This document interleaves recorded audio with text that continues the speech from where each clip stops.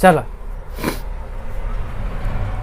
अब भैया आपका तीसरा वाला क्या कह रहा है कि अभाज्य गुणनखंड विधि द्वारा निम्नलिखित पूर्णांकों के HCF और LCM ज्ञात कीजिए।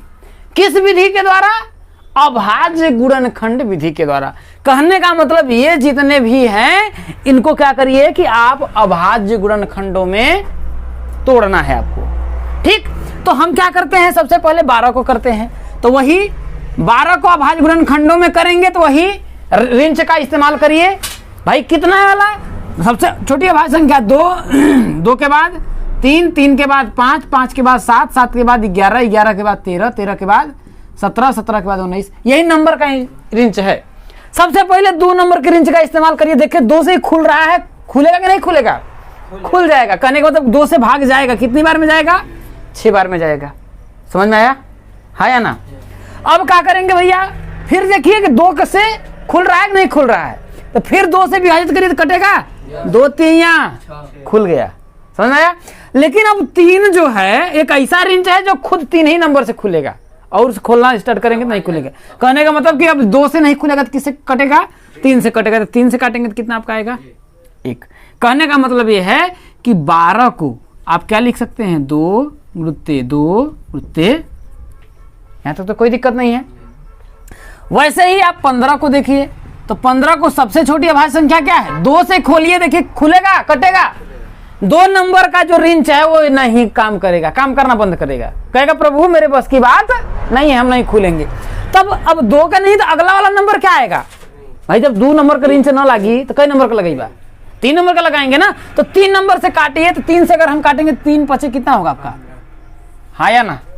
कोई दिक्कत नहीं है। अब क्या आएगा? फिर 5 है तो 5 खुद से कटेगी, क्योंकि ये खुद क्या है? अभाज्य संख्या है। तो 5 से काटेंगे तो कितना आपका आएगा? 1। कहने का मतलब यह है कि 15 को आप क्या लिखेंगे? 3 गुणित 5। यहां तक तो कोई दिक्कत नहीं है। हाँ या ना? अब क्या है? अगला वाला आपका आ गया आपका 21। क्या है आपका? 21 आया। तो इसको काटिए, तो 200 विभाजित करिए, देखिए विभाजित हो रहा है, हो जाएगा? नहीं होगा। जब 2 से नहीं होगा तो अगला वाला नंबर देखिए किससे ट्राई करेंगे? 3 से देखिए कटेगा? तो 3 से काटेंगे तो कितनी बार में जाएगा? 7 बार में जाएगा। कितनी बार में जाएगा? 7 बार में जाएगा। अब 7 आया तो क्या अब देखिए कि क्या ये और नंबर से कटेगा? तो खुद से कटेगा, क्योंकि 7 क्या है? खुद एक अभाज्य संख्या है। ठीक है, तो 7 जो है कटेगा तो आपका 1 आएगा। कहने का मतलब 21 जो अगर हम काटेंगे तो कितना आपका आएगा? 3 गुणित 7 आया। आपको क्या कह रहा है भैया कि पहले HCF निकालिए और फिर LCM निकालिए। तो जब हम HCF निकालेंगे, क्या निकालेंगे? HCF निकालेंगे। तो HCF क्या होता है? अब इसमें देखिए 3 संख्या है, तो तीनों में जो क्या होगा? कॉमन होगा। क्या होगा? जो तीनों में कॉमन होगा वो संख्या क्या होगी? HCF होगी। तो देखिए ये 2 तो भैया इसमें है या नहीं है, तो 2 का तो हम बात ही नहीं करेंगे।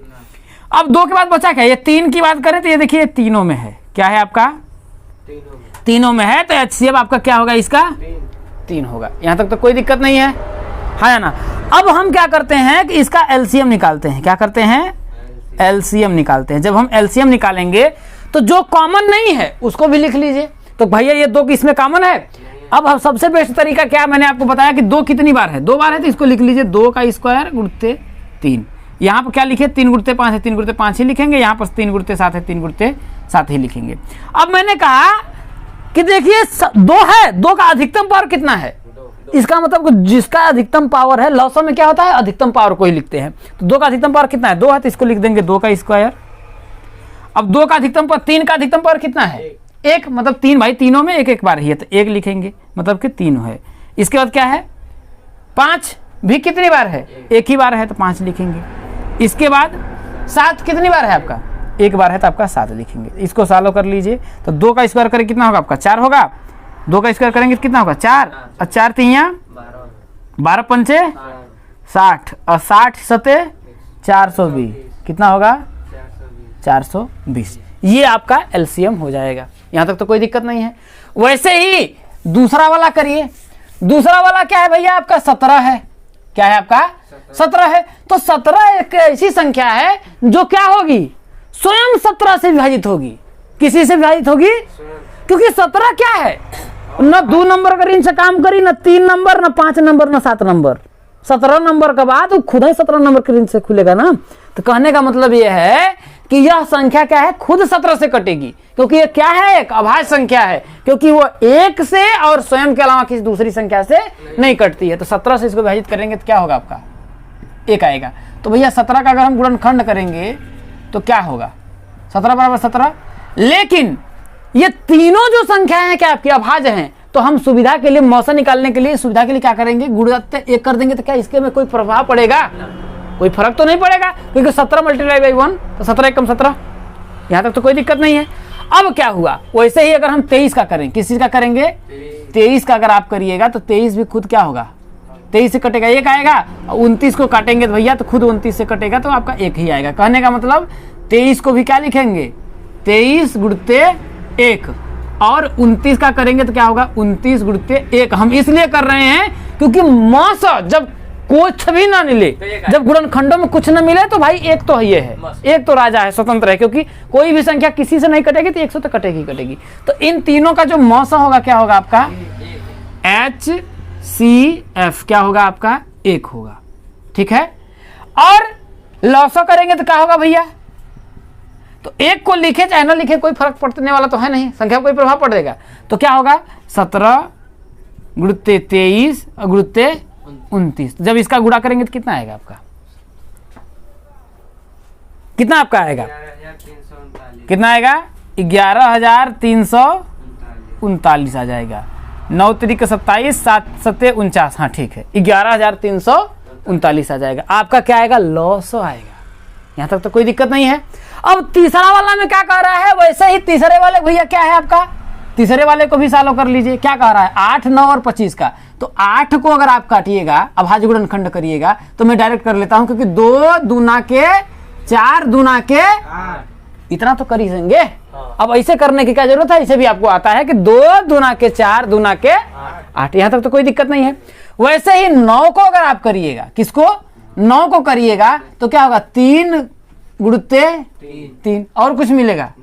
अब 25 को करिएगा तो क्या होगा, 5 गुणित 5।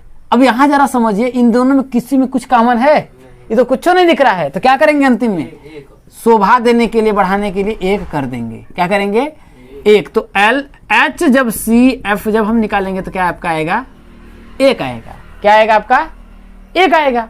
लेकिन जब हम LCM निकालेंगे, क्या निकालेंगे, LCM निकालेंगे, तो वही बात देखिए, यहाँ पर भाई कुछ नहीं करेंगे, 2 का 3 बार गुणा करेंगे तो 2 का कितना हो जाएगा, क्यूब हो जाएगा।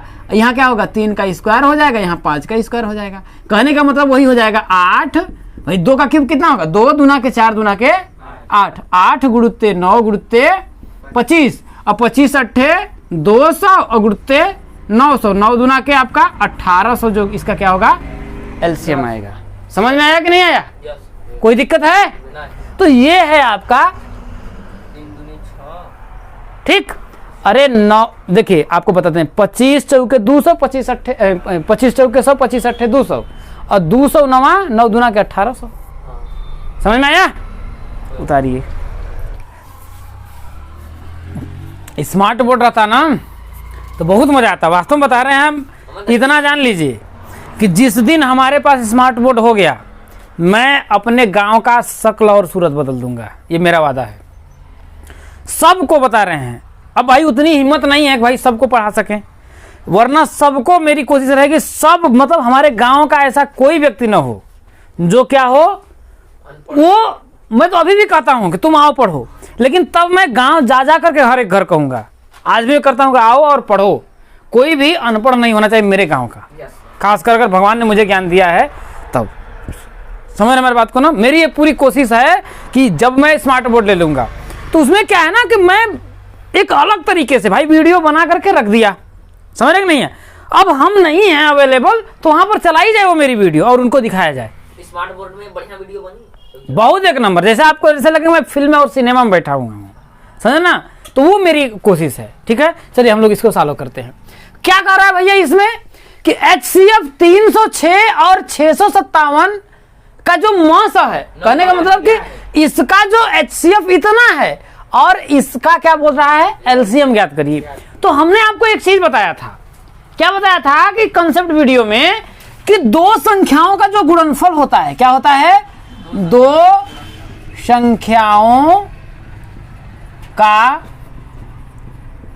गुणनफल बराबर मौसा इंटू लॉस होता है। बताया था कि नहीं बताया था?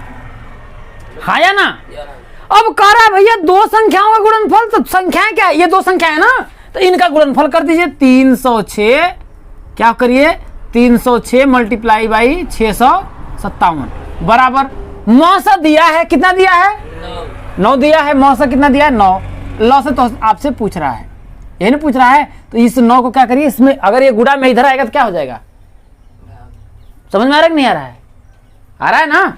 अरे आप इसको समझिए, आप लोगों को दिक्कत इसलिए आ रही होगी क्योंकि ऐसे समझ लीजिए, हम इसको ऐसे भी तो लिख सकते हैं, 9 मल्टीप्लाई बाई लॉस बराबर 306 गुणित 657, ऐसे भी तो लिख सकते हैं। क्या है भाई, दो संख्याओं का भाई मौसा गुणित लॉस बराबर दो संख्याओं का गुणनफल, ये बात हुआ ना। आपसे पूछा क्या है कि लॉस, भैया क्या करो आप लॉस बता दो, तो लॉस क्या होगा 306 मल्टीप्लाई बाई 657, अब बटा के क्या हो जाएगा 9।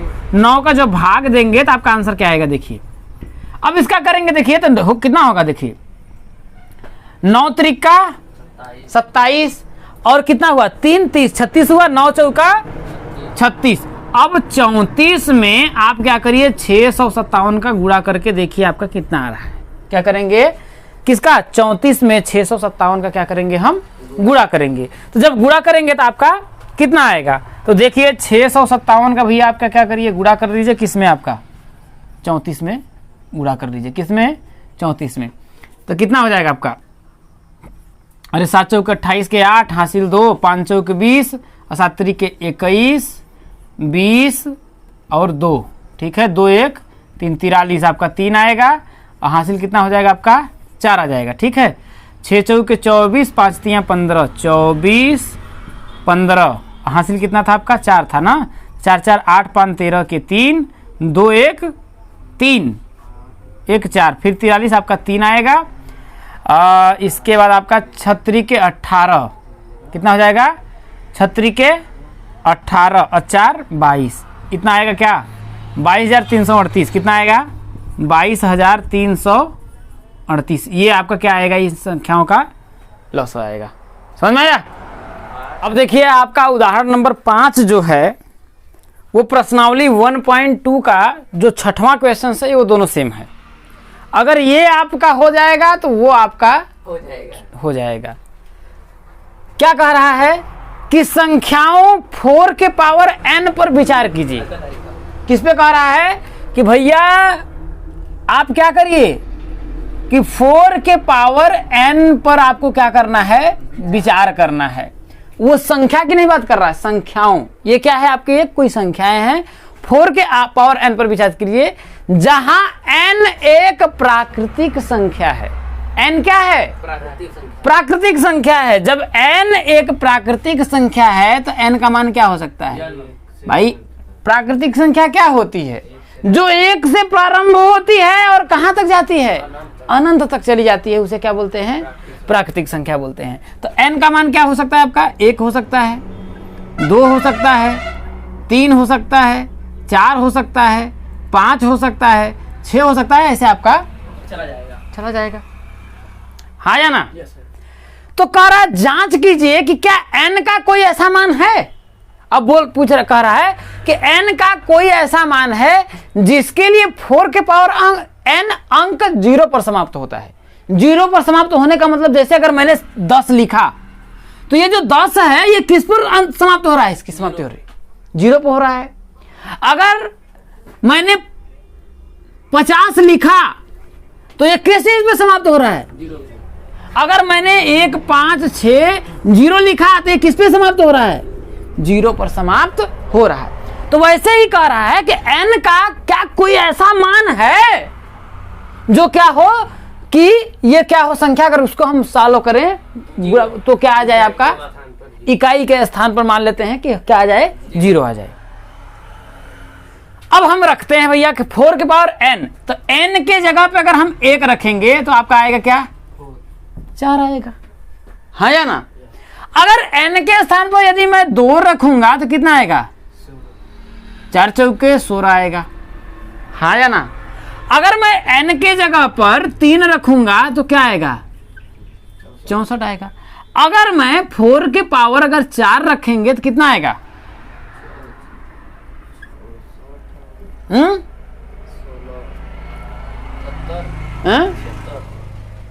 कितना आएगा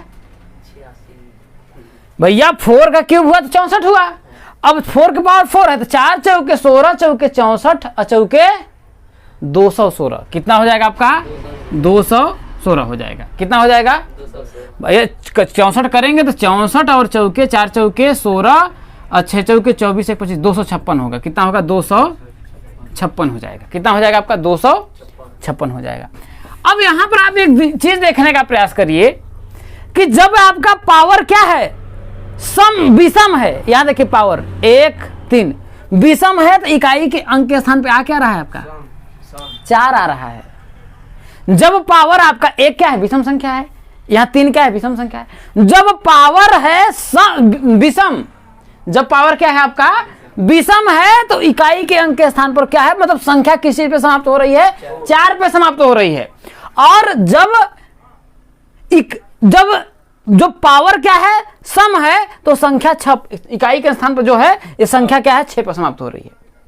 तो अब हम क्या देखते हैं इस पे कि संख्या इसका कोई ऐसा कोई मान नहीं है। अगर हम 4 के घाते अगर 5 भी करें, कितना करें?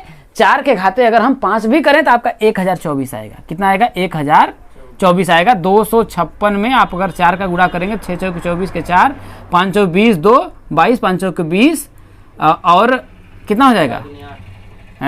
4 दूनी 8 2 10 1024 आएगा, है ना? तो यहां देखने का प्रयास करें। देखिए फिर पावर क्या हुआ?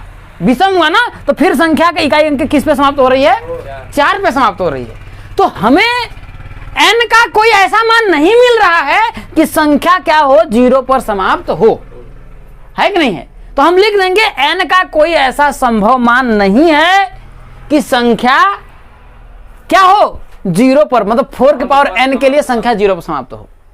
लेकिन क्या रीजन है कि यह संख्या 0 पर समाप्त नहीं हो रही है? यह भी तो भी जानना है ना। तो हम क्या करते हैं कि कोई अंक ले लेते हैं। जैसे भैया हमने 10 ले लिया। क्या ले लिया? हम देखते हैं कि जो संख्या है वो 0 पर जो संख्या समाप्त हो रही है उसका क्या रीजन है, उसमें क्या अलग है कि वो संख्या 0 पर समाप्त हो रही है। तो हम क्या करते हैं कि जो संख्या है, ठीक है, उसमें हम क्या करते हैं भैया कि अभाज्य उसका गुणनखंड करते हैं। क्या करते हैं? अभाज्य गुणनखंड करते हैं। भैया आपका 10 ले लिए, ठीक है, अब 10 ले लिए, हाँ या ना? अगर हम 10 ले लिए तो हम क्या करते हैं? इस संख्या को भैया सबसे छोटी अभाज्य संख्या क्या होती है? 2 होती है। 2 से भाग देंगे तो क्या आएगा आपका? 5 दूना के 10। तो 5 एक खुद अभाज्य संख्या है। तो 5 से काटेंगे तो कितना आपका आएगा? 1 आएगा। तो क्या मैं 10 को लिख सकता हूं? 2 गुणित 5 लिख सकता हूं। और कोई लगे भाई 50 को भी हम देख लेते हैं, ठीक है। अगर हम 50 का अभाज्य गुणनखंड करते हैं तो क्या करेंगे? सबसे पहले 2 से काटेंगे तो कितना आएगा आपका? 25 दूना 50। फिर 5 से काटेंगे तो क्या आपका आएगा? 5 5 25। फिर 5 से काटेंगे तो क्या आएगा आपका? 1। तो हम 50 को भी अगर करेंगे तो क्या होगा? 2 गुणित 5 गुणित 5, हाँ या ना? कोई दिक्कत है नहीं। अगर हम और करते हैं भैया, और अब छोटा संख्या आपका मान लेते हैं 70 ले लिए। क्या ले लिए? 70 ले लिए। 70 का भी अभाज्य गुणनखंड करके देख लीजिए। 70 का अभाज्य गुणनखंड करेंगे तो 2 से काटेंगे तो 35 दूना 70 आ जाएगा। फिर 5 से काटेंगे तो कितना आपका आएगा? 7 आएगा। फिर 7 से काटेंगे तो आपका 1 आएगा। इसका मतलब कि 70 को अगर हमने किया तो 2 गुणित 5 गुणित 7 आया। यहां पर आपको देखने के क्या मिला कि संख्या, जिस संख्या, जो कोई भी जो संख्या है, अगर वो 0 पे समाप्त हो रही है तो उसके अभाज्य गुणनखंडों में आपको देखने को क्या मिल रहा है? एक को दुल्हा मिल रहा है और एक को दुल्ही मिल रही है। समझ में आई की बात कि नहीं? कहने का मतलब है कि कोई भी संख्या अगर 0 पे समाप्त हो रही है तो उसके अभाज्य गुणनखंडों में एक तो 2 मिल रहा है और एक क्या मिल रहा है? 5 मिल रहा है। क्या मिल रहा है? 5 मिल रहा है। यहां तक समझ में आया कि नहीं आया? कहने का मतलब यह है कि यह जो संख्या है वो 2 से भी पूर्णतः विभाजित होगी और 5 से भी पूर्णतः विभाजित होगी। अगर वो संख्या अगर 0 पर समाप्त होगी तो यहां तक कोई दिक्कत नहीं है, हाँ या ना? क्या है दिक्कत? समझ में आ रहा है ना? वो मैं आपको समझाने के लिए किया कि ऐसे समझ लिए मंडप में गए, ये 2 समझ लीजिए कि दुल्हा है। 2 क्या है? 2 संख्या क्या है? एक दुल्हा है और 5 क्या है? अब आप जरा समझिए कि इसका विवाह कराना है तब मंडप में जाएंगे कि गुरु तू विवाह कैला है कि नहीं? तो अब पता चला कि दुल्हा मंडप में बैठा है, दुल्ही आई नहीं, तो विवाह होगा कैसे? फेरा होगा? तो कहेंगे बगल वाले लड़कों को ही पकड़ करके फेरा करवा दो, ऐसा तो संभव है नहीं। समझ में आया कि नहीं है? तो यहां पर आपको देखने को मिला कि कोई भी संख्या 0 पर तभी समाप्त होगी जब उसके अभाज्य गुणनखंडों में कम से कम 2 संख्या, एक 2 हो और कम से कम एक 5 हो। क्या होगा? हम लिखेंगे, क्या लिखेंगे कि कोई भी संख्या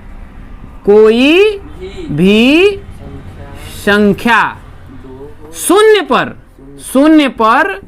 तभी समाप्त होगी जब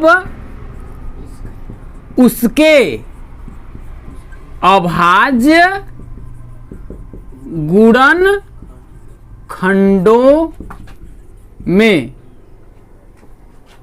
2 एवं 5 हो। 2 और 5 नहीं ले सकते हैं? तो 2 एवं 5 या 2 और 5 हो। कहने का मतलब जब हमने अभाज्य गुणनखंड किया तो कम से कम, मतलब कि गुणनखंडों में कम से कम एक 2 हो और कम से कम एक 5 हो। मैंने कहा ना अभाज्य गुणनखंडों में 2 और 5 होना चाहिए, भले ही वो एक बार हो लेकिन कम से कम एक 2 होना चाहिए और कम से कम एक 5 होगा, क्योंकि इन दोनों का गुणा करेंगे 5 दूना के, देखिए 10 में क्या हो गया? बस आया ना, 0 आया कि नहीं आया? तभी वो क्या होगा आपका होगा।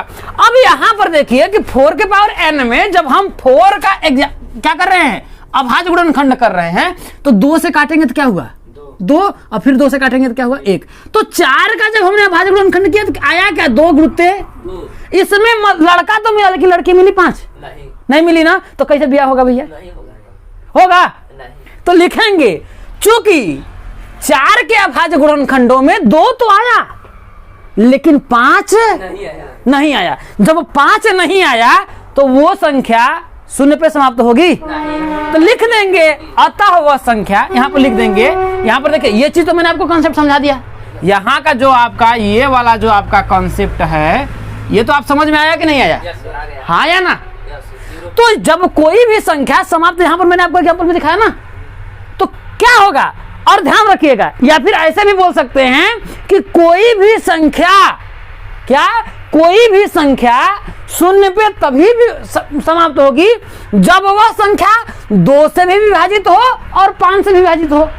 कहने का मतलब जब उसके अभाज्य गुणनखंडों में 2 और 5 आ रहा है तो उस संख्या को 2 से विभाजित करेंगे तो क्या होगा? हो जाएगा। और 5 से विभाजित करेंगे तो कहने का मतलब अगर लड़का है लड़की आ जाएगी तब वो शादी हो जाएगा, अगर लड़की मंडप में बैठी है लड़का आ जाएगा तब वो शादी हो जाएगा। होगा तो है ये। समझ में आई कि नहीं बात आई? तो वही बात लिखा है, तो हम लिख देंगे कि चूंकि इसके अभाज्य गुणनखंडों में, कहां पर? चूंकि 4 के अभाज्य गुणनखंडों में, क्या? चूंकि 4 के अभाज्य गुणनखंडों में क्या है? चूंकि 4 के अभाज्य गुणनखंडों में 2 है परंतु अभाज्य संख्या 5 नहीं है, अतः n का ऐसा कोई मान संभव नहीं है जिसके लिए संख्या 0, यहां पर ऐसे लिख लीजिए हिंदी में, 0 पर समाप्त हो। बस यही लिखना था, हो गया। समझ में आया कि नहीं आया? कोई दिक्कत तो नहीं है? समझ में आया ना? उतार लीजिए तब। अब देखिए पांचवा आपका जो सवाल है उसमें क्या कह रहा है, उदाहरण 5 में और इस सवाल 5 में क्या अंतर है। इसमें भी वही कह रहा है कि जांच कीजिए कि क्या किसी प्राकृतिक संख्या n के लिए संख्या 6 की पावर n अंक 0 पर समाप्त हो सकती है। कहने का मतलब 6 के पावर n है, ठीक। और कह रहा है भैया n क्या है, एक प्राकृतिक संख्या है तो n का मान क्या होगा, 1 होगा, 2 3 4 5 ऐसे ही आपका अनंत तक चला जाएगा। Yes sir. अब भैया कह रहा है कि 6 के पावर मतलब n का ऐसा कोई संभव मान है जिसके लिए वह क्या हो, 0 पर समाप्त हो। तो हमने क्या कहा भैया कि इसको ट्राई कर लीजिए। 6 पावर 1 बराबर 6, 6 का स्क्वायर कितना होगा आपका 36, 6 का क्यूब होगा कितना होगा 216। तो इसमें देखिए हर बार चाहे सम हो चाहे विषम हो किस पर समाप्त हो रही है, 6 पर समाप्त हो रही है। ये दिख रहा है कि नहीं दिख रहा है। अब हमने आपको क्या बताया कि कोई भी संख्या 0 पर तभी समाप्त होगी जब उसका अभाज्य जो गुणनखंड करेंगे। भैया 6 का जब हम गुणनखंड करेंगे तो 2 से काटेंगे तो आएगा कितना 3, अब फिर 3 से काटेंगे तो कितना आपका आएगा 1। तो 6 का जब हमने अभाज्य गुणनखंड किया तो आया क्या 2 और 3 आया ना।